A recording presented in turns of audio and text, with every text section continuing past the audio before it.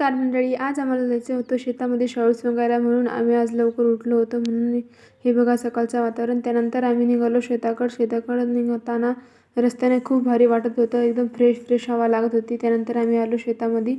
मग साम्राज्य उठून उभा राहिला आम्हाला बघून. हे बघा शेतातलं वातावरण एकदम फ्रेश वाटत होतं. त्यानंतर म्हणलं चला आपण एक सूर्योदय होताना त्यासोबत सेल्फी काढू, म्हणून मी पण माझ्या सूर्योदयासोबत एक सेल्फी घेतली.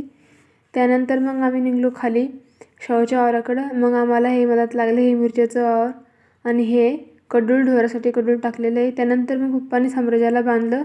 मग मला आम्ही निघलो खाली शाळूच्या वावराकडं.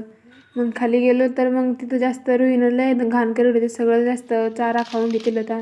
मग त्यानंतर आम्ही सोंगायला सुरुवात केली. त्यानंतर शाळू सोंगली. शाळू पण जास्त अशी खाली पडेल होती आणि वाळली पण जास्त होती, म्हणून हातामध्ये लय घुसत होती. शाळू सोंगायला जरा जास्तच त्रास होत होता. खाली पडेल उभी असली शाळू की मग शाळू सोंगायला काही वाटत नाही, पण ती खाली पडेल होती म्हणून जास्तच त्रास होता आणि त्या हातामध्ये घुसत आहे. हे बघा माझ्या हातामध्ये कसं घुसलं होतं, असं कितीकच ठिकाणी घुसलं होतं. मग त्यानंतर आम्ही घराकडे निघालो साम्राज्याला चारा द्यायला आणि आम्ही आलो घरी. मग घरी पप्पा जेवण करत होते. मग आम्ही कैरी आणली ती शेतातून, कैरी कापली. मस्त मेथीची भाजी तळली होती, चटणी, चिवडा, कांदा.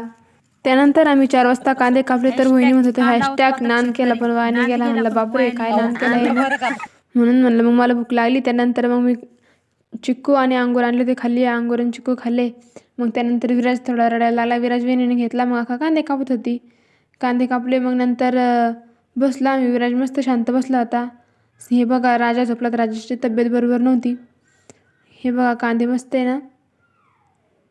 विराज जय भीम म्हण, जय भीम सर्वांना, जय भीम. बाय. आजच्या पुरतं एवढंच.